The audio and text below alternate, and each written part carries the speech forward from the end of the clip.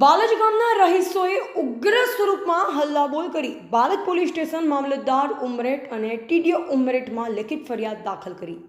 વાત એમ છે કે સરકારે જાહેરનામું બહાર પાડવા છતાં બહારના વાહનો બાલજ ગામની અંદર રહી અવરજવર કરે છે, જેથી ગામમાં રહેતા બાળકોને અકસ્માતનો સામનો કરવો પડે છે। આમ છતાં તંત્ર દ્વારા કોઈ પણ યોગ્ય પગલાં લેવામાં ન આવતા ગામના રહીશો દ્વારા ઉગ્ર સ્વરૂપ ધારણ કરવામાં આવ્યું અને બાલજ પોલીસ સ્ટેશન મામલતદાર ઉમરેઠ ટીડીઓ ઉમરેઠને લેખિતમાં રજૂઆત કરવામાં આવી।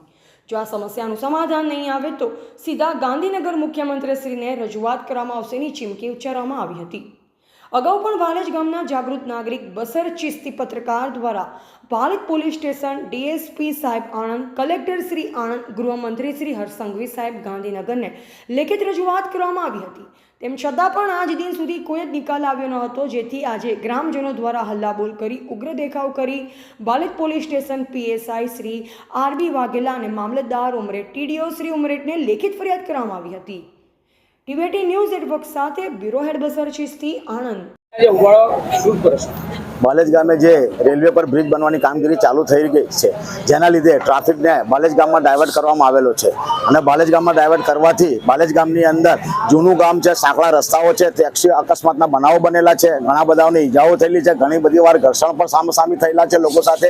એટલે ગ્રામજનોની એક રજૂઆત છે કે ગ્રામ પંચાયત બાલજ રજૂઆત કરવામાં આવેલી કે ભાઈ સ્પીડ બ્રેકર મૂકવામાં આવે, પણ ગ્રામ પંચાયતે સ્પીડ બ્રેકર મૂકેલા નથી। ભાઈ કલેક્ટર સાહેબે જાહેરનામું જે આપેલું, પોલીસને સૂચનાઓ આપવામાં આવેલી કે ભાઈ પોઈન્ટો મૂકે અને જે તે ગામોના પબ્લિકને જે તે ગામે રોડે વાળવાના હોય ત્યાં આગળ વાળે, બાલજ ગામમાં ના વાળે, આ પણ સૂચના આપવામાં આવી, પણ સૂચનાનું અમલવારી કંઈક અંશે નહીં થયેલી તથા ગ્રામ પંચાયતે સ્પીડ બ્રેકર નહીં બનાવેલા અને બ્રિજનું જે કામગીરી ચાલુ છે એમાં સર્વિસ રોડ નહીં આપેલો, એના કારણે આજરોજ ગ્રામજનોમાં ઉગ્ર આવેશ આવી અને બાલજ પોલીસ સ્ટેશનને અરજી આપવા આવેલા।